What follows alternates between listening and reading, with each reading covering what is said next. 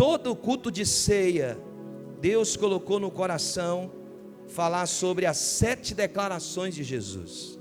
Os 7 eu sou que Jesus declara. E eu quero que você abra sua Bíblia hoje, no Evangelho segundo escreveu João capítulo 11, versículo de número 25 ao 26. Irmãos, João é o 4º evangelho. E João era um dos discípulos de Jesus. João era o discípulo mais chegado, mais íntimo de Jesus. Tanto era que João estava entre os 3 mais íntimos. Jesus subia ao monte para orar, lá estava Pedro, Tiago e João. Mas João também, por exemplo, na ceia, quando Jesus declara o traidor está entre nós, Pedro olha para João na ceia e diz: pergunte para ele quem é. Tamanha era a intimidade que João tinha com Jesus. E João, de todos os 12, ele era o único que reclinava a cabeça no peito do Messias. Olha, tamanho era o nível de intimidade que ele tinha com o Senhor. Então João, o evangelho de João, é o evangelho detalhista, exatamente por causa dessa intimidade que João tinha com Jesus. E João vai escrever esse texto, e vai aqui nos falar sobre uma história, de uma família que Jesus conhecia. Essa família não era qualquer família, era uma família, pelo que a gente entende pelo texto bíblico, a narrativa do texto, era uma família muito querida, muito amada, muito amiga de Jesus. E eu não vou ler todo o texto, porque é um texto que a gente conhece, na medida que a gente for falando, a gente vai intercalando alguns versículos aqui, mas eu quero frisar aqui os versículos de número 25 ao 26, os versículos de números 25 ao 26, amém? Glória a Deus. Vamos ler a partir do 23, que aí melhora a nossa compreensão. A partir do 23 diz assim: Jesus lhe disse: seu irmão vai ressuscitar. Sim, verso 24, respondeu Marta, ele vai ressuscitar quando todos ressuscitarem no último dia. Verso 25, então Jesus disse: eu sou o que, amados? A ressurreição e a vida. Eu sou a ressurreição e a vida. Você pode dar um glória a Deus? Olha, quem crê em mim viverá, mesmo depois de ter morrido. Aí ele diz no verso 26, a gente fecha: quem vive e crê em mim jamais morrerá. Você crê nisso, Marta? Você crê nisso, Marta? Hoje, uma das declarações, os meninos podem colocar na tela por gentileza, uma das declarações que Jesus faz, e com base nesse texto aqui, é que ele diz: eu sou a ressurreição e a vida. Sabe, irmãos, de todos os inimigos do homem, o inimigo mais voraz, o inimigo mais assim violento é a morte. A morte é o maior inimigo do ser humano. Basta apenas a gente ir no velório e você vai ver o quanto é angustiante estar no lugar onde você perdeu alguém que é amado, que é querido. A morte é truculenta. A morte não olha se você é rico, se você é pobre, se você é negro, se você é branco. A morte, ela é voraz. Sabe, muitas pessoas, quando falam de morte, elas não gostam de falar desse assunto. Por exemplo, quando a gente conversa sobre com algumas pessoas, elas tentam até utilizar alguns termos, sabe, os termos assim que são pormenores, né? Por exemplo, a pessoa diz: fulano descansou. Ou por exemplo, partiu dessa para melhor. Ou por exemplo, foi para a glória. Ou por exemplo, veio a faltar. Ou adormeceu. Geralmente a pessoa não usa a expressão: fulano morreu. Então, com o aumento, por exemplo, da ciência, a gente vê que muitas coisas conseguiram ser solucionadas. Como por exemplo, na época de Jesus, existia a lepra. O que nos dias atuais, hoje, tem cura. A ciência encontrou cura já, que nem se chama mais lepra, né? Se chama hanseníase. Mas há uma coisa que mesmo a ciência aumentando e conseguindo achar métodos, meios para isso, a ciência não encontrou uma solução, que é para morte. A ciência não encontrou solução para isso. Sabe, a morte, irmão, é citada pelo menos 351 vezes na Bíblia. Mas a vida é citada pelo menos 451 vezes.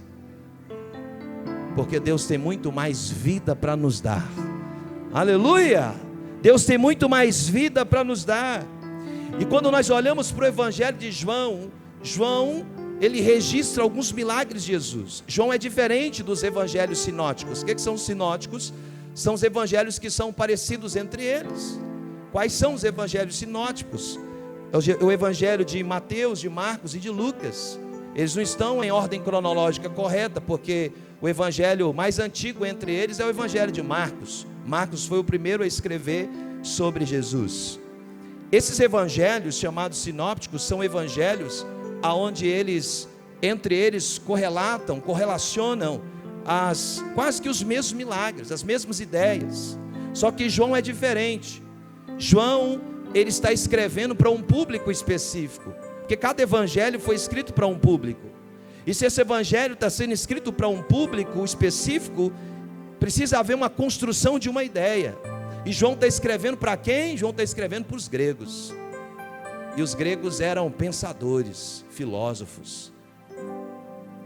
E João, ele está construindo uma ideia juntamente a esses homens. E João destaca aqui alguns milagres. João, ele fala sobre 7 milagres que Jesus fez, 7 milagres que Jesus operou. Ele destaca esses milagres aqui no Evangelho. Mas o 7º milagre que João vai falar, que é o que a gente vai se referir, vai se ater aqui, é o milagre da ressurreição. É o milagre da ressurreição. A palavra Lázaro, ela vem de Lazarus. Lazarus é uma forma abreviada do nome Eliazar. Eliazar significa Deus me ajuda, ou Deus me ajudou. Mas eu queria, querido, antes da gente ir diretamente aqui para a ministração desse texto, com base nessa palavra, eu queria juntamente com você analisar algumas coisas que são importantíssimas. Primeira delas, que a gente aprende aqui, vamos dizer junto, as crises são inevitáveis. Diga comigo, as crises são inevitáveis. Olha o que diz o texto, capítulo 11, versículo 1. Um homem chamado Lázaro estava doente. Ele morava em Betânia com suas irmãs Maria e Marta. Olha como que João é categórico, né? Ele vai dizer, foi Maria, a irmã de Lázaro, que mais tarde derramou perfume caro nos pés do Senhor e enxugou com os cabelos. As duas irmãs enviaram um recado a Jesus dizendo, Senhor, seu amigo, olha que expressão, irmãos, seu amigo querido está muito doente. É como se fosse um pedido apelativo. É como aquelas orações, quando eu estava lendo esse texto, eu fiquei imaginando como aquelas orações que muitas vezes nós fazemos para Deus. Que a gente diz, Deus, ó, seu servo, Deus, eu estou fazendo tudo certinho. E as irmãs fazem questão de pontuar a relação de Jesus com Lázaro, seu amigo muito querido. Sabe, Lázaro, mesmo sendo amigo de Jesus, o que nós aprendemos? Lázaro, mesmo sendo amigo de Jesus, e como o texto bíblico aqui já nos afirma, mesmo sendo um amigo muito querido, Lázaro fica doente, enfermo, e mais, ele vem a morrer. O que é isso? Isso significa que por mais que você seja amigo de Jesus, por mais que você seja um homem ou uma mulher que busque a Deus, as crises são inevitáveis. Por mais que você esteja no barco com Cristo, Cristo esteja lá no seu barco, as crises são inevitáveis. Você vai passar por momentos difíceis na sua vida. Essa é a primeira lição que a gente aprende antes de entrar diretamente nos textos. Mas qual a segunda lição que a gente aprende? As crises podem aumentar. Quando Marta e Maria enviaram a notícia, Lázaro estava morto? Não, Lázaro estava doente, estava enfermo. Enviou notícia, estava enfermo, estava doente. Mas o que aconteceu quando Jesus chegou 4 dias depois? Ele já não estava mais doente, ele estava morto. Olha, não piorou o negócio, sim ou não? Não aumentou a crise? Quando a notícia saiu que estava doente. Quando Jesus chega, ele já chega, o homem já está morto. E não morto simplesmente, ele está morto cheirando mal. Tanto que eles relutam para não abrir nem a tumba do homem. Então, Lázaro piorou, chegou a morrer. E às vezes nós achamos que crises que nos atacam, crises que chegam até nós, talvez aquilo ali é suficiente. Mas daqui a pouco essas crises aumentam, esses problemas se agigantam, aumentam sobre a nossa vida. É como se a gente dissesse, parece que não tem como piorar, e vai, piora, não é, amado? Quem já passou por isso? Eu acho que Deus agora não vai mandar mais provação para mim, e daqui a pouco aumenta o negócio, piora. As crises podem aumentar. Mas em terceiro e último lugar, vamos ler juntos aqui. Quando a enfermidade e luto chegam, ficamos profundamente angustiados. Por quê, amados? Porque nós esperamos, a expectativa de Marta e Maria é a expectativa de um milagre. A expectativa de Marta e Maria é que Jesus chegasse lá e assim, realizasse um grande milagre, até mesmo para elas apontarem e dizerem, está vendo, esse é o nosso amigo. Mas a expectativa, preste atenção nisso, que isso aqui é muito importante. A expectativa foi frustrada. Muitas vezes a gente vai colocar expectativa em Jesus para algo, e muitas vezes não vai acontecer da forma que você pensa. E aí você tem que ter, eu e você temos que ter assim um cuidado de neste momento não blasfemarmos, de neste momento não jogarmos pedra na cruz, mas descansarmos no nosso coração, porque Cristo e o nosso Senhor está no controle de todas as coisas. Mas eu olhei para esse texto, me fiz algumas perguntas. Primeira pergunta é, vamos ler juntos? Se Jesus amava tanto o amigo, ou se Jesus ama tanto você, por que Ele permitiu que Lázaro caísse enfermo? Por isso, irmãos, que nós temos que ter cuidado com a teologia do triunfalismo. Porque você vai vencer, é isso de Jesus, Jesus ama você e aquela coisa toda, aquele merchan a respeito de Cristo, mas a gente tem que entender que mesmo sendo amado por Deus, nós vamos sofrer, nós vamos passar por lutas, e aí a gente tem que ter cuidado, e a gente tem que estar preparado para isso, porque senão o diabo chega e joga essas perguntas para nós. Bem, porque se Jesus amava tanto o amigo que é Lázaro, se Jesus ama tanto você, por que Ele permitiu que ele caísse enfermo? E mais, por que Ele permitiu que ele morresse? Outra pergunta, por que Jesus demorou a ir para Betânia, sabendo que havia uma urgência no pedido? Às vezes você está lá com um pedido, Senhor, é urgente, não é nem para amanhã, não é para ontem, e a coisa não acontece. Mas a terceira pergunta que vem é, por que Jesus não curou Lázaro à distância, como ele havia feito com o oficial do filho do rei? Por que ele não estendeu a mão, liberou uma palavra? E aqui eu quero 3 coisas para a gente poder caminhar para a ceia. Primeira delas, 1, 2, 3, vamos ler juntos? Vai comigo para o versículo número 3. Versículo número 3 diz: as 2 irmãs enviaram um recado a Jesus, dizendo, Senhor, seu amigo querido está muito doente. E quando Jesus ouviu isso, disse, a doença de Lázaro não acabará em morte. Ela aconteceu para a glória de Deus, para que o Filho de Deus receba glória por meio dela. A história se inicia com a história de uma família, uma história familiar, como muitos de nós. A notícia de uma doença grave, Lázaro está enfermo. Olha, irmão de Marta e Maria, suas amigas, inclusive Maria, vai gastar um perfume caro aos pés de Jesus. A história, além disso, é carregada de urgência. Senhor, vem rápido, é o teu amigo. Sabe, a expectativa natural é compreensível de que aquelas mulheres estivessem criando uma expectativa a respeito de Jesus. Jesus tem que vir, tem que curar, Jesus tem que fazer. No entanto, o texto nos revela uma aparente contradição. Capítulo 11, verso 6, olha o que acontece.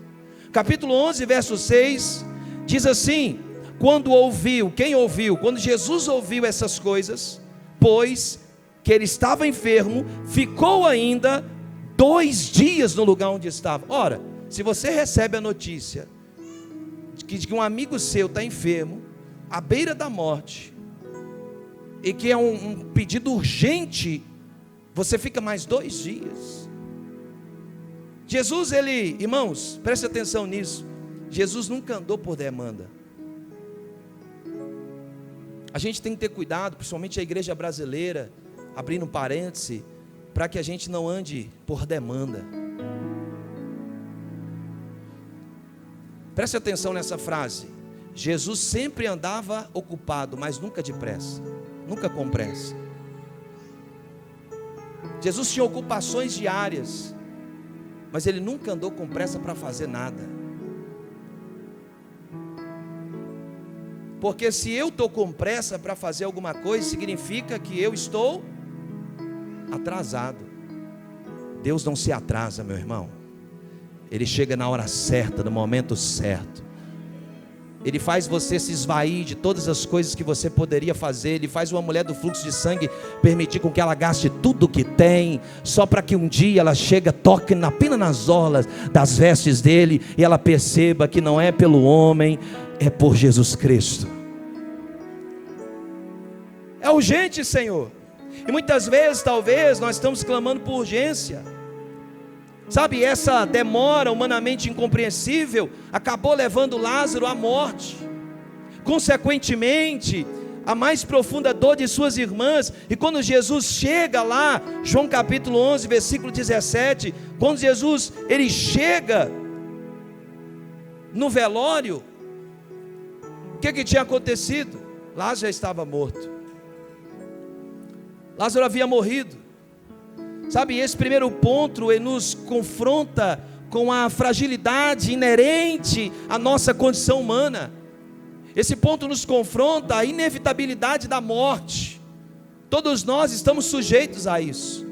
Não é porque você ora muito, não é porque você dá o seu dízimo, a sua oferta, não é porque você faz as coisas certinhas, vamos assim dizer, que essas situações não vão ocorrer com você. E se precisarem ser ocorridas para que o nome de Cristo seja glorificado, Ele vai permitir acontecer com você.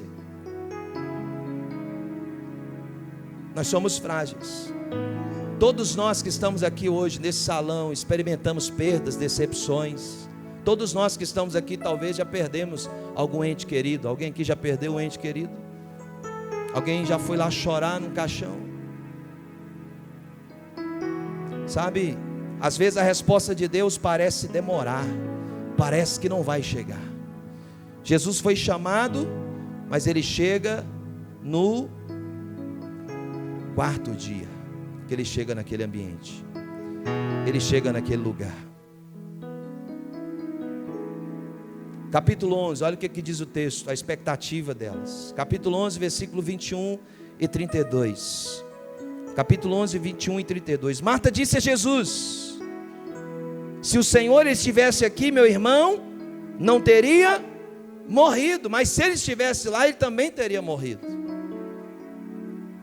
Por que teria morrido? Porque não era propósito de Jesus curar ele, era propósito de Jesus ressuscitar ele.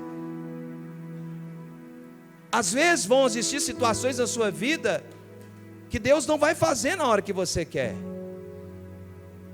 Deus não faz nada para glorificar você mesmo. Deus faz tudo para glorificar o nome dEle.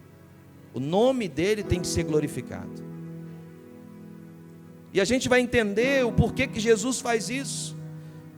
No versículo 21, ela fala: se o Senhor tivesse aqui, ele não teria morrido. No verso 32, diz assim: assim que chegou ao lugar onde Jesus estava e o viu, caiu aos seus pés e disse: se o Senhor estivesse aqui, meu irmão não teria morrido. E às vezes nós pensamos assim: mas será que Deus me abandonou? Será que Deus me deixou? Porque até agora eu não vi milagre, não vi nada acontecendo. Está cheio de visitante aqui, está cheio de gente aqui, e eu não estou vendo Jesus aqui. Meu irmão, descansa o seu coração. Deus que te fez a promessa é fiel para cumprir cada promessa sobre a sua vida. Sabe, mas esse primeiro ponto, o que eu aprendo aqui? A dor, diga comigo, a dor e o sofrimento humano são inevitáveis. A dor e o sofrimento humano carregam um propósito. Diga assim: glorificar a Deus. A sua dor, o seu sofrimento que você passa, que foge do seu controle, que foge das suas mãos, tudo isso é para glorificar a Cristo e para mostrar que você é dependente da graça, do favor e da misericórdia de Cristo Jesus sobre a sua vida. Sabe, às vezes nós pensamos que as coisas ruins estão acontecendo só conosco, mas basta você dar uma olhada, um 360 ao seu redor, olhar para o mundo, olhar para o seu bairro, olhar para a sua cidade, e você vai ver que muitas pessoas estão passando por lutas piores do que você.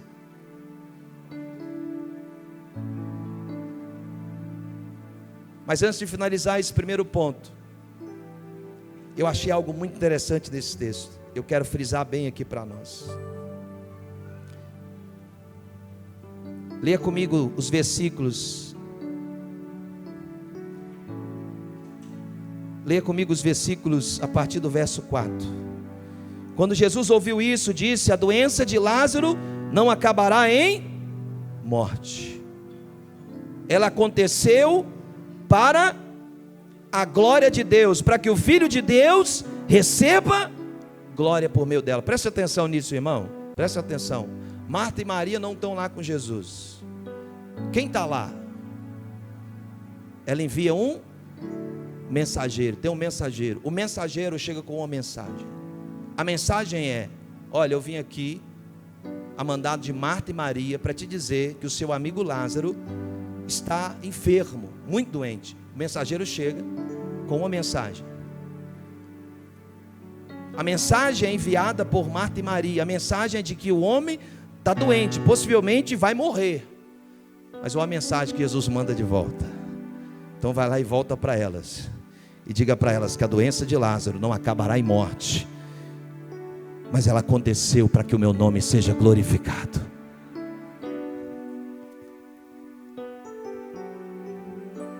Sabe o que é isso, irmãos? Preste atenção. Quem é esse mensageiro aqui? Esse mensageiro sou eu e você. Porque o homem chegou com a notícia ruim, sim ou não? Mas volta com a notícia boa. Pega a sua Bíblia, levante ela para o alto. O que é o Evangelho? Evangelho é boas novas. É o mensageiro chegando e dizendo: Jesus mandou te dizer, ele pode até morrer, mas ele vai ressuscitar. Ele está vindo aí no meio do caminho, e quando ele chegar não tem nem para a morte, ele vai ressuscitar Lázaro. Nós somos o mensageiro do Evangelho. Nós somos aquele que transmitimos vida. Nós somos aqueles que chegamos, e mesmo que tudo pareça difícil, pareça ruim, nós somos o mensageiro com a mensagem enviado por Cristo Jesus, dizendo: Ele vai gerar vida em Lázaro. O mensageiro não cura. O mensageiro, ele não realiza o milagre. Mas se o mensageiro é canal, entrega a mensagem. Olha para quem está do seu lado. Olha esse mensageiro que Deus colocou do seu lado. Você carrega uma mensagem poderosa. Eu quero declarar uma palavra sobre você. Você carrega uma mensagem de vida. Talvez você está dizendo assim: mas quem sou eu perto do pregador tal? Quem sou eu perto do fulano de tal? Não, meu irmão, não existe isso. Você é um mensageiro de Cristo. Você é um mensageiro. E a mensagem que você carrega não é simplesão, é poderosa. Porque você carrega a mensagem do Evangelho. A mensagem do Evangelho é vida. A mensagem do Evangelho é transformação. A mensagem do Evangelho é mudança. A mensagem do Evangelho é tão poderosa que você vai dizer para alguém: se você morrer, você não está morto.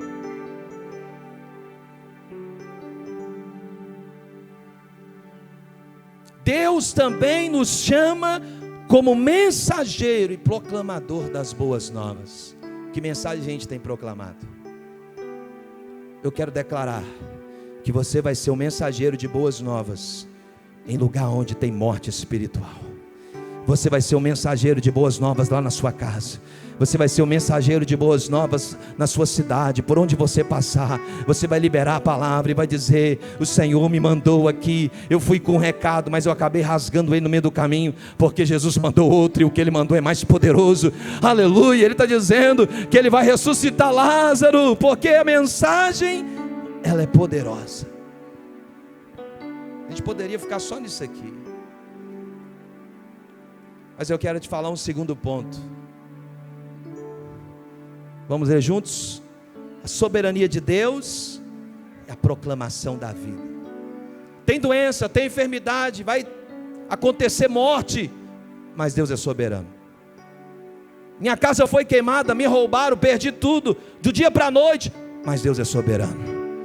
Eu fui no médico, não sabia, e o médico disse: você tem uma enfermidade, glória a Deus, se Ele quiser curar, Ele é soberano, senão você foi promovido. Diga para quem está ao seu lado: crente não morre, crente é promovido para o andar de cima, na cobertura. Aleluia. Billy Graham disse essa frase, ele disse assim: quando perguntarem por Billy, não digam que Billy morreu, diga que Billy voltou para casa. Porque nós não somos da terra, nós somos cidadãos dos céus. Nós estamos aqui de passagem, mas nós moramos lá. Deus é soberano. Olha o que ele que diz, o verso número 4. Você está comigo aqui? O verso número 4 diz assim: quando Jesus ouviu isso, disse: a doença de Lázaro não acabará em morte, é para a glória de Deus. Sabe, a chegada de Jesus em Betânia é marcada por um diálogo profundo. Mesmo em meio à dor, Jesus está dizendo àquelas pessoas: demonstre a sua fé. As irmãs estão dizendo, verso 21 e 22, Senhor, se tivesse estado aqui, meu irmão não teria morrido. Mas também sei que mesmo agora, tudo quanto pedires a Deus, Deus te concederá.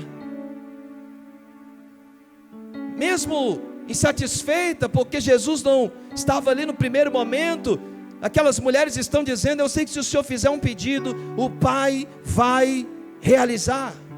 Ela acreditava no poder de Deus, acreditava na fé em Cristo Jesus. Não perca as suas expectativas. Eu estou aqui nessa noite com um mensageiro de boas novas, dizendo para você: ainda que o mundo, meu irmão, se perca, ainda que tudo caia ao nosso redor, aumente as suas expectativas em Deus. Deus é soberano, é poderoso, todo o controle está nas suas mãos. Ele é o Senhor de tudo. E ela vai dizer no verso 24, Jesus disse, verso 23, olha, eu vou ressuscitar Lázaro. E aí ela diz: eu sei que o Senhor vai ressuscitá-lo no último dia. Presta bem atenção. Jesus está dizendo: eu vou ressuscitar. Jesus está falando do verbo presente. Eu vou ressuscitar. Não está dizendo: eu irei daqui a alguns dias, amanhã. Não, ele está dizendo: eu vou ressuscitar. Só que ela diz assim: eu sei que o Senhor vai ressuscitar ele no último dia, porque todos nós seremos ressuscitados. A gente não vai entrar aqui diretamente na doutrina, né, explicando um pouco sobre isso, mas todos nós seremos ressuscitados. Aqueles que já morreram lá atrás, gente que, se você olhar lá, nem pó tem mais no caixão, ele vai ser ressuscitado. Mas como assim, pastor? Nem corpo tem mais. Um Deus que criou todas as coisas, ex nihilo é a palavra que surge já em Gênesis, ex nihilo, que é do nada Deus fez tudo. Deus não precisou de uma matéria para criar, não precisou de uma caneca para criar uma caneca, não precisou de uma planta para criar uma planta. Dentro dele mesmo, na sua suficiência, ele criou todas as coisas. Não tendo nada, ele cria tudo. Então, se um Deus que não tendo nada, ele cria tudo, ele vai restaurar todas as coisas. E o homem que, por mais que morreu lá atrás, ele vai ser restaurado e todos vão ressuscitar. Então, nesse momento que Jesus faz uma das declarações mais impactantes e reveladoras aqui do texto, do Evangelho, Jesus disse: eu sou a ressurreição e a vida. Amém? eu sou a ressurreição e a vida, quem crê em mim, ainda que morra, viverá. E todo aquele que vive e crê em mim, nunca morrerá. Espera aí, presta atenção. Ainda que morra, viverá. E todo aquele que crê em mim, nunca morrerá. Mas não tem gente que creu e já morreu? Sim ou não? Abraão era o pai da fé, ele não morreu? Sim ou não? Então o que o texto está falando? Aí nós vamos entender mais à frente. Todo aquele que crê em mim nunca morrerá. Aí Jesus termina com uma pergunta: crês tu isto? Sabe, aqui Jesus, ele não promete apenas a ressurreição, ele se declara dizendo: eu sou a ressurreição e a vida. Ele está dizendo: eu vou prometer para você, olha, que vai haver ressurreição. Eu sou a ressurreição e a vida.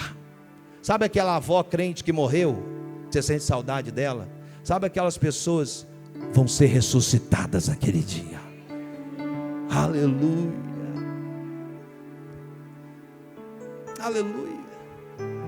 Sabe, ele não vai apontar para um evento futuro. Ele está dizendo: eu sou. Ele disse para ele mesmo: eu sou a ressurreição e a vida. Então a aparente demora de Jesus, Zema, a aparente demora de Jesus não foi uma negligência, mas estava dentro do plano de Deus para a vida daquela família e para aquele lugar. Eu quero liberar uma palavra. A aparente demora de Jesus, a aparente demora de alguma coisa na sua vida, está dentro do plano de Deus. Deus está preparando tudo para que o nome dele seja glorificado.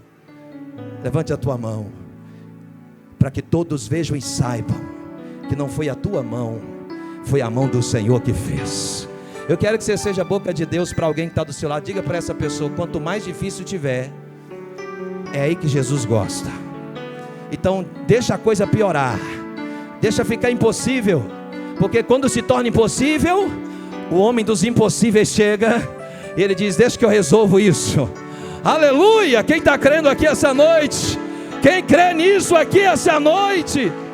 Oh, louvado seja Deus. Irmãos, preste atenção. Deus não vai mexer em nada na sua vida que você consiga resolver. Tudo que você consegue resolver, Ele não vai mexer, Ele vai apertar mais. Mas no dia que falar, não tem jeito. No dia que você procurar o especialista, e o especialista falar assim: rapaz, eu já peguei muitos casos, mas esse aqui, aí chega Jesus. Esse é para mim. Esse eu sei como que faz. Esse eu sei como que faz. Jesus está dizendo isso. Então a aparente demora de Jesus revela sua glória de forma inquestionável. Esta enfermidade não é para a morte, mas é para a glória de Deus. Meu nome será glorificado nisto. Sabe o que é isso, irmãos? Deixa eu ver se eu coloquei aqui.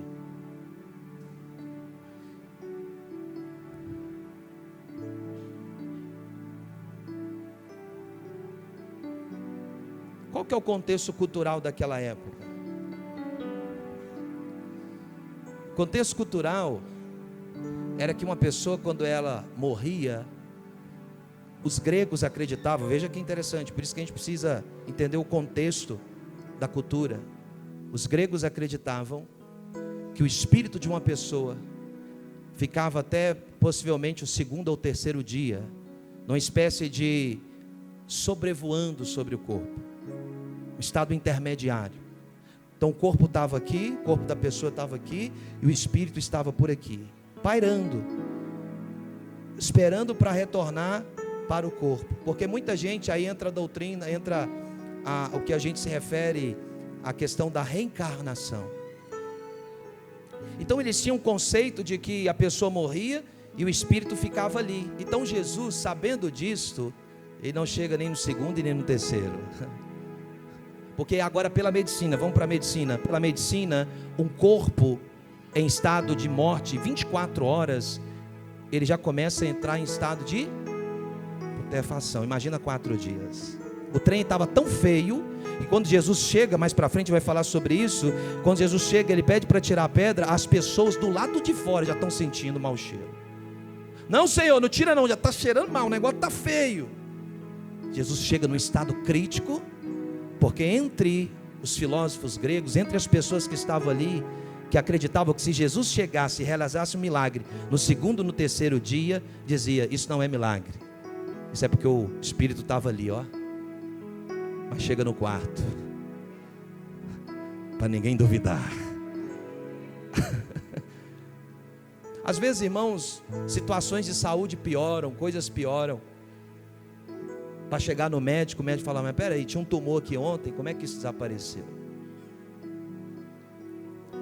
A gente estava lá em BH agora, eu não sabia disso, mas o Bruno Morada teve um câncer, né? Um câncer na garganta, ele contou isso lá. E o médico disse para ele, você nunca mais vai poder cantar.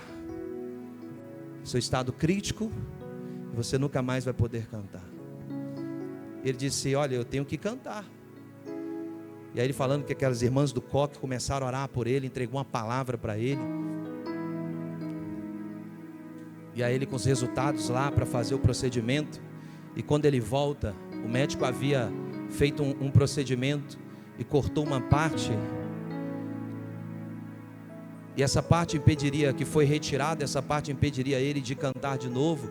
E aí ele dizendo que com o passar dos dias, e quando ele volta lá para fazer um check-up, ele diz que o médico se assusta e ele diz assim, engraçado, o que eu tirei daqui da sua garganta voltou, mas voltou com a aparência de uma criança.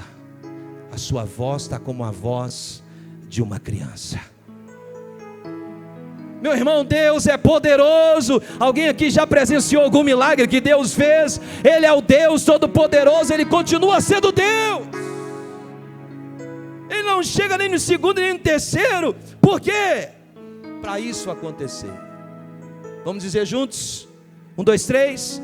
O poder da palavra e o chamado à nova vida. Jesus chega, tem gente chorando, Jesus chora também. Jesus se comove com aquilo. E olha o que diz, que Jesus ao se aproximar do túmulo de Lázaro, ele se mostrou profundamente comovido.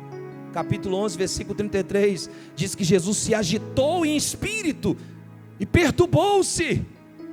Sabe, em um dos versículos mais cultos e poderosos da Bíblia, João capítulo 11, versículo 35, diz que Jesus chorou, olha a dor que ele estava sentindo. Ele olha, ele vê aquele amigo morto. Sabe, irmãos, por que Jesus está chorando? Ele não está chorando simplesmente porque um amigo está ali. Ele está chorando porque a morte é fruto, é consequência do pecado. Deus não nos fez para morrer, Deus nos fez para a eternidade. Deus nos fez para ser eterno. E eu vou te mostrar isso num texto que eu peguei aqui, exatamente do grego. Mas Jesus chora, Jesus mostra a sua humanidade. Mas aí vem a ordem. Qual é a ordem? A ordem de remover a pedra do sepulcro. Jesus diz, remova a pedra do sepulcro. Marta, novamente em sua preocupação humana, alerta, dizendo, Senhor, já cheira mal. Talvez Deus vai agora frustrar as suas expectativas.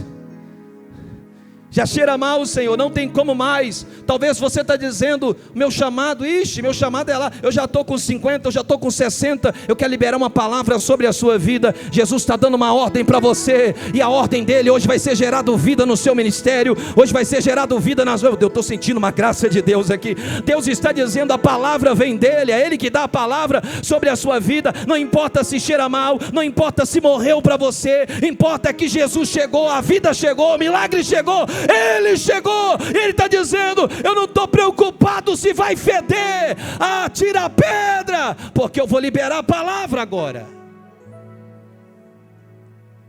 Irmão, sabe o que é o poder de uma palavra?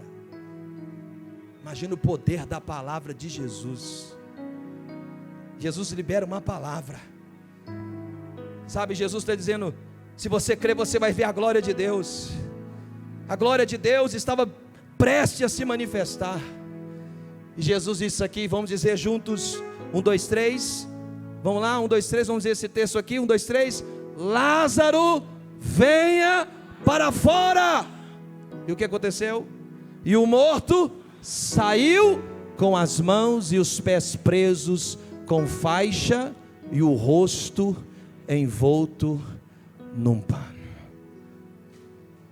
Presta atenção. Oh meu Deus. Lázaro entrou no túmulo sozinho?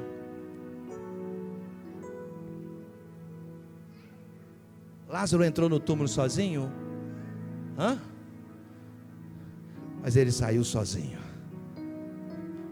Porque o que Cristo faz é mais poderoso do que qualquer situação adversa. Se fosse eu abrindo a boca ou você dizendo, Lázaro, vem para fora, talvez ele não viria. Mas sob a palavra de Cristo, a morte se sujeita. A morte já conhecia Jesus. Por isso quando ele chegou lá no Calvário, ele dizia, não, morte, quem é você? Eu já ressuscitei tantos mortos. Onde está o teu poder? Onde está o teu aguilhão? Tragada foi a morte pela vitória. Jesus disse, ninguém me mata, eu tiro a minha própria vida, eu entrego, eu a dou. Pai está aqui. Lázaro, vem para fora. E o que acontece, gente? E o morto saiu com as mãos e os pés presos com faixas e o rosto envolto num pano. O homem está todo enfaixado, mas recebeu uma palavra. Você vai ver, eu não vou, é muito detalhe aqui nesse texto, assim, é coisa para a gente estudar, mas você vai ver que algumas expressões que vão surgir aqui, por exemplo, palavra fé, a fé surge pelo menos 8 vezes nesse texto. Crê, tu crê, 8 vezes vai surgir nesse texto. Outra expressão que surge nesse texto diz que ele adormeceu. Diga comigo, adormeceu. Por quê? Porque quando nós que cremos em Deus, nós somos colocados dentro de um caixão, somos sepultados, nós estamos dormindo em Cristo. Nós estamos num estado de gozo, de alegria, de paz, esperando o grande dia. Lázaro não morreu, Lázaro dorme, mas eu vou ressuscitá-lo, disse Jesus. Depois você assiste na sua casa. Alguém já viu essa matéria aqui, ó? Isso aqui é de 2022, 3 anos atrás. Alguém já viu essa matéria? Sabe o que é isso aqui? Os Estados Unidos da América tem um lugar onde você paga e lá os corpos são congelados. Inclusive, se não me falha a memória, uma família brasileira, acho que mandou um corpo de um homem muito rico para lá. O que acontece lá? Eles colocam, tá vendo aqueles tubos ali, ó? Eles colocam uma pessoa dentro daquele tubo e eles congelam a pessoa lá dentro. Eles chamam isso de criogenia, que é uma forma de congelamento, acreditando que um dia eles vão descobrir uma forma de trazer a pessoa de volta à vida. Então ali, naquele lugar ali, ó, faz uma pesquisa depois, tem aqui também a matéria para vocês, mas ali tem vários corpos já, várias pessoas que estão ali, porque acreditam, a medicina acredita que eles vão chegar num estado de que eles poderão trazer à vida aqueles que já morreram. Eu não acredito nisso, eu não consigo acreditar nisso, porque no dia que isso começar talvez a acontecer, Deus pode confundir as línguas como Ele fez em Babel, porque existem coisas que Deus não divide com o homem, e uma das coisas que Ele não divide com o homem é a sua glória. Porque se eu tivesse autoridade em me ressuscitar ou ressuscitar alguém, a glória já não é mais de Cristo. Se eu tivesse autoridade para curar alguém, por isso Jesus vai dizer: em meu nome curarão os enfermos, em meu nome expulsarão os demônios. Em o nome de Jesus. Se tira o nome de Jesus, nós não conseguimos fazer nada, porque tudo tem que voltar para a glória do nome de Jesus. Ele não divide a glória dele com absolutamente ninguém. Então eles estão tentando criar isso, mas somente Jesus pode se declarar: eu sou. E esses homens talvez vão gastar 50 anos, 100 anos, sei lá quantos anos. Jesus está dizendo: eu não preciso de anos para ressuscitar alguém, eu sou a ressurreição agora, eu ressuscito agora, porque eu tenho o poder de ressuscitar. Aleluia! Eu sou a ressurreição e a vida. Agora olha que interessante isso aqui, gente. Vamos ler esse primeiro ponto aqui, 1, 2, 3. Leia comigo esse primeiro ponto. A vida de Deus, o Zoe, a vida de Deus está em Lázaro, está no homem. Olha isso aqui, eu peguei uma parte para vocês verem. Isso aqui é o que está escrito em grego. Uma parte em português e uma parte em grego, que é onde foi escrito o Novo Testamento. Não sei se vai dar para você ver, mas aquilo ali está em grego. Então, ele vai usar uma palavra, a ressurreição, a palavra ressurreição, ali em grego, lógico que você não vai conseguir ler, porque você não vai entender, mas é a palavra anastasis. Logo, uma outra palavra vai surgir, que é kai. Depois disso, você vai ver a palavra vida. A palavra vida ali no grego significa zoe. O que é zoe? Zoe é vida de Deus. Olha que interessante isso, porque quando Jesus está dizendo eu sou a ressurreição e a vida, quando eu estava lendo esse texto no original, vamos pular um pouco a ressurreição, mas vamos focar na vida. Quando Jesus está dizendo eu sou a ressurreição e a vida, ele está dizendo eu sou o Zoe. O que é o Zoe? O Zoe vai lá para o texto de Gênesis capítulo 2 versículo 7, porque quando Deus cria o homem do barro, sim ou não? O homem era apenas um boneco inerte, não falava, não escutava, não via, não se movia, não fazia nada. Mas Deus chega no homem, ele sopra no homem o fôlego. Ou seja, Zoe entrou, vida de Deus entra no homem. E um boneco de barro acorda e começa a se movimentar, porque ele passa a ser alma vivente. Preste atenção aqui agora nisso. O que é a morte, pastor? O que é a morte? Preste atenção nisso. A morte é dolorida, porque Deus criou você para ser eterno. O Espírito de Deus está dentro de você, é Ele que te dá vida. Você só está respirando agora porque eu sou Ele. A vida de Deus está dentro de você. Aí o que acontece na morte? O Espírito de Deus sai do seu corpo. Ele rasga, se escorre. O corpo volta para o corpo, mas o Espírito retorna para quem? Retorna para Deus. Porque a gente só consegue se mover por causa do Zoe, da vida dele que está dentro de nós. Quando Jesus está dizendo isso aqui, presta atenção nisso. Quando a gente vai estudar os originais, por isso que é interessante, quando Jesus está dizendo eu vou dar uma palavra, e quando eu der uma palavra, a vida vai entrar nele. Que vida? Não é a vida simplesmente que a gente vive, a vida natural. O Zoe vai entrar de novo, a vida, a minha vida vai entrar de novo no corpo dele. Então quando Jesus declara uma palavra, ele está dizendo eu sou a ressurreição e a vida. A morte pega as malas dela e diz não tem como. A vida de Deus, a mesma vida gerada lá no Éden, lá em Gênesis, retorna agora para a vida de um homem que já está cheirando mal, a pele já está sendo desgastada, talvez partes do corpo já estão, mas de repente a pele começa a ficar corada de novo, o sangue que não se movimentava mais começa a se movimentar, porque a vida de Deus entrou no corpo de Lázaro, e ele levanta, e ele começa a caminhar. Diga para quem está do seu lado, você só está aqui de pé, você só está aqui essa noite, porque a vida de Deus está em você. A vida de Deus corre nos seus poros. A vida de Deus corre na sua vida. A vida de Deus está em você. Você não está aqui porque você é bom. Tem um teólogo que eu gosto chamado Walter Balchan, um teólogo americano, que ele diz: toda vez que você deita para dormir, você morre. Porque quem é que imagina que vai deitar e vai acordar no outro dia? Meu irmão, acordar é um milagre. É um trem doido, não é assim ou não? Você deita, Você não sabe nem o que está passando com você. Você está morto. Mas todo dia, ei, preste atenção nisso.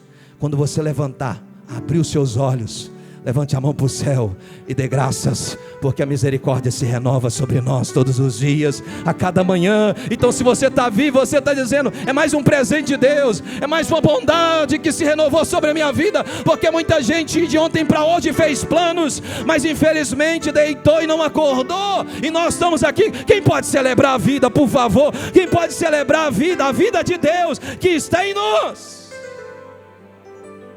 Aleluia. Eu quero encerrar. A vida de Deus está em você. Em segundo lugar, o que nós aprendemos aqui? Vamos dizer juntos, 1, 2, 3. A nossa esperança futura. Abre aí 1 Coríntios 15, 19. 1 Coríntios 15, 19. Mais 4 minutos aqui, a gente parte para a ceia, para a gente poder encerrar essa noite com celebração e com festa. 1 Coríntios 15, versículo 19. Diz assim, ó. Se nossa esperança, preste atenção, irmão, quem está escrevendo isso? O apóstolo Paulo. Se nossa esperança em Cristo vale apenas para essa vida, nós somos os mais dignos de pena de todo mundo. Nossa expectativa não está aqui. Aleluia. Porque Lázaro foi ressuscitado, sim ou não? Mas um dia ele morreu, sim ou não? E Jesus não estava lá para ressuscitar ele de novo. Nossa esperança não está aqui. Nossa esperança está na vida eterna. Lázaro foi só uma prova do poder da ressurreição. Lázaro foi só uma prova, como alguns outros também foram, para dizer, acredite na ressurreição, porque um dia todos nós também vamos dormir, um dia todos nós também vamos partir dessa terra, mas um grande dia, a mesma voz que chamou Lázaro, vai ecoar da eternidade, vai dizer, levanta, ô Maria, levanta Gabriel, ou levanta Felipe, levanta, porque chegou o dia, é o dia, é o dia, é o dia, e aí de repente nós, ressuscitados, diante de Cristo. Paulo está dizendo que nossa expectativa deve ir além dessa vida, a esperança futura, porque nessa vida, irmão, é dor, é sofrimento, é boleto, amém? É cobrança toda hora, a gente te ligando, mas na vida futura não haverá morte, não haverá dor, não haverá pranto. Você está comigo aqui? Mas eu finalizo. Terceiro e último, vamos lá, 1, 2, 3. A morte é a última adversária. E quem que venceu a morte? Cristo. Como que Cristo venceu a morte? Com a sua morte. Aleluia. Olha o que Paulo diz, 1 Coríntios capítulo 15, versículo 26. Você está aqui nessa noite? 1 Coríntios 15, 26. E o último inimigo a ser destruído é a morte. Então, pastor, quer dizer que a gente não está lutando contra o diabo? Não, o diabo já foi vencido. Meu irmão, o diabo mora de favor em casa de aluguel, nem casa ele tem. E daqui um tempo ele vai ser despejado, ele vai ser mandado para o lago de fogo, porque João disse, eu vi o inferno, os demônios e o diabo sendo lançado no lago de fogo. E a morte, quem é o nosso último inimigo? A morte. Por que a morte? Porque Deus não fez o homem para morrer, por isso existe eternidade. Um Deus eterno, em graça, em suficiência, fez a mim e a você para sermos eternos com Ele, juntamente com Ele, para todo sempre, de eternidade em eternidade. Quem pode dar um glória ao nome de Jesus Cristo? Se é para Ele, aplauda Jesus. Aleluia. Mas eu quero encerrar dizendo para você essa canção do Marcos Almeida, que eu gosto demais. O tema da música é toda dor é por enquanto. E ele diz, toda dor é por enquanto, a tua alegria daqui até o fim é eternamente. O que é isso, pastor? O que Deus preparou para você. Toda alegria que você já viveu nessa terra, pega toda a alegria que você viveu até agora, nos seus 30, 40, 50, 70, não sei quantos anos você tem, pegue toda a alegria, não é comparada A alegria que Cristo preparou para você na eternidade. E ele segue dizendo, ele diz: a alegria verá meu rosto sem lágrimas. Porque naquele dia a gente vai estar lá chorando, muitas lutas, e ele vai chegar. Deixa eu enxugar do seu rosto, alegre, as lágrimas aqui. Vai enxugar dos rostos as lágrimas. Não tem mais lágrima. Se alguém estiver chorando perto de Jesus, para de chorar, aqui é só alegria, aqui é só celebração, aqui é só festa. Não tenha mais tristeza, porque a alegria verá meu rosto sem lágrimas. Verá raiar o dia que Jesus Cristo irá voltar aonde? Nas alturas com os anjos e as trombetas anunciando. Mas por fim, olha o que ele diz aqui nessa estrofe: vem completando a obra que começa quando? Começa agora. Já começou algo em você, irmão. Deus já começou uma obra na sua vida, irmão. Paulo disse, hoje você vê Cristo como uma imagem. Quem já tomou banho no chuveiro, lá está banho quente, sai, vai pentear o cabelo, vai olhar no espelho, está embaçado, não é? Você vê a sua imagem embaçada. Paulo diz, hoje nós vemos a imagem de Cristo embaçada, porque a obra já começou, mas a obra não foi completa. Mas no dia que a obra for completa, Paulo diz, agora você não verá mais Cristo com a imagem embaçada, você verá Cristo como Ele é. Eu não sei você, mas eu vou pular no pescoço de Jesus, eu vou lascar um beijo nele, eu vou abraçar ele, vou dizer, meu mestre, meu Senhor, eu vou pular nos pés dele, vou dizer, meu Deus, como é bom estar aqui, como é bom celebrar esse grande dia. Ele vai dizer que isso está misturado na dor, numa dor que é por enquanto, então aguente firme, porque essa dor que você sente, ela não se compara à glória que Deus está preparando para a sua vida. Essa dor é momentânea, é por enquanto. E aí ele vem dizendo, vem completando a obra que começa quando? Que começa agora, misturada no amor, porque na dor Cristo derrama amor, graça.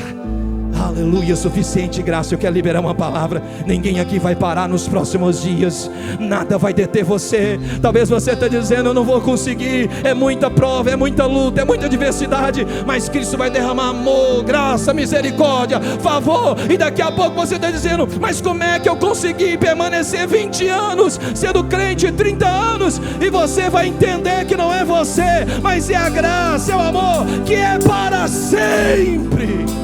Você pode dar um glória a Deus, é para sempre.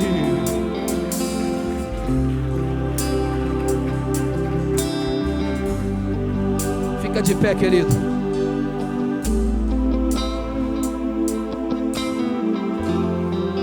Jesus chega no velório.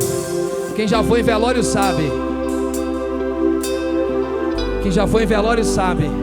Em Jefté, chega lá, tem salgadinho, tem uma Coca-Cola gelada, tem gente chorando. Mas eu imagino, vamos conjecturar. Eu imagino Jesus chegando, Jefté, falando para alguém assim, vai lá na padaria do seu Zé e compra o bolo. Quantos anos tem Lázaro? Compra 2 velinhas também para a gente colocar aqui na idade. Mas como assim, Senhor? Hoje nós não estamos celebrando a morte. Hoje nós viemos chorar e nem comer salgadinho, nem tomar Coca-Cola, e nem tomar café e despedir de alguém. Hoje nós vamos celebrar a vida.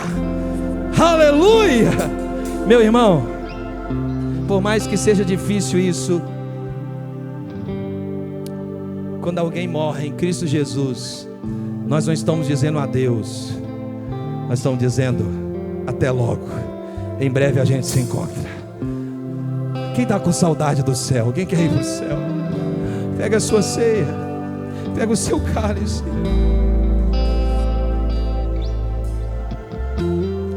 É possível isso porque Cristo tem poder sobre a morte. E como nesse ato o apóstolo Paulo vai dizer, esse momento tão especial da ceia, Paulo, ele vai dizer para a gente a respeito desse tempo. Porque eu lhes transmiti aquilo que recebi do Senhor. Na noite que o Senhor Jesus foi traído, Ele tomou o pão Ele agradeceu. Ele partiu e disse: isso é meu corpo, que daqui a pouco vai ser partido por vós. Alguém me dá um cálice aqui, gente, por gentileza. Ele está dizendo: isso é o meu corpo. Abre esse cálice. Aí tem um fragmento de pão. Há um fragmento de pão aí nesse cálice. Este fragmento de pão representa o corpo de Cristo naquela cruz, que foi sangrado, foi transpassado. E ele disse: esse aqui é o meu corpo, que é partido por vocês. Olha para o céu e dá graças. Então olhe para o céu, levante esse fragmento de pão, dê graças ao sacrifício de Jesus e coma agora deste pão.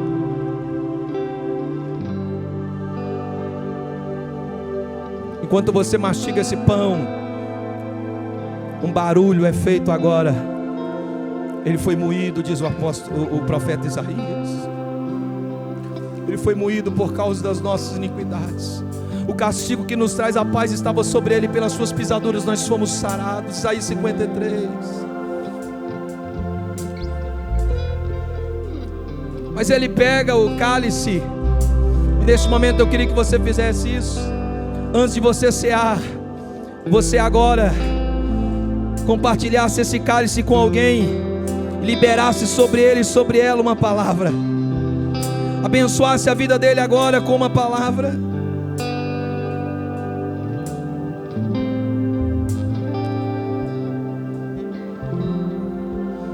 Abençoe a vida dele, a vida dela, é um ato de comunhão.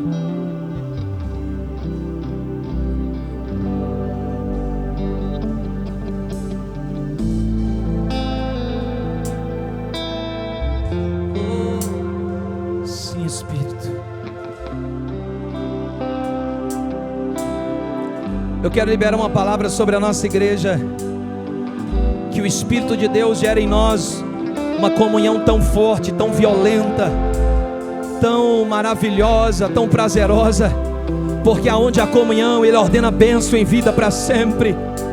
Que haja comunhão no seu lar, na sua família, na sua casa, que haja comunhão no seu GC, haja comunhão nos ministérios, haja comunhão em todo lugar. Somos diferentes, mas unidos pelo mesmo Cristo. Então Jesus toma o cálice. Está aí o cálice.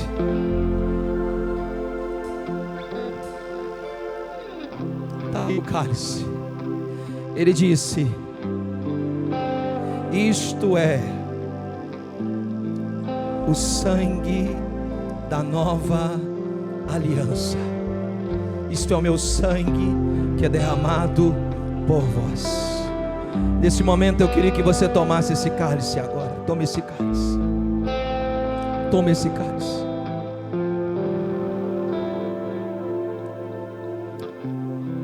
Enquanto o louvor toca, para a gente encerrar essa noite, preste bastante atenção. Quem é a ressurreição e a vida? Jesus. Ele não está dizendo eu sou a vida de alguns anos. Ele está dizendo eu sou a vida eterna. Você vai viver eternamente com Deus naquele dia. E Ele disse: toda vez que vocês fizerem isso, façam não em memória, mas em memória. Ou não, melhor, em memória, em memória. Por quê? Porque Ele morreu, mas Ele ressuscitou, e Ele está vivo à destra do Pai. A morte não pôde vencê-lo. A única sepultura que você for visitar no planeta Terra, cujas escritas estão, Ele não está aqui. Ele ressuscitou. A morte não pode vencê-lo. É a tumba dele. Oh, então vamos adorar Ele. Vamos celebrar Ele. Você pode dizer uma palavra enquanto o louvor toca, enquanto o louvor canta. Vamos encerrar esse culto da melhor forma possível, celebrando ao nome de Jesus.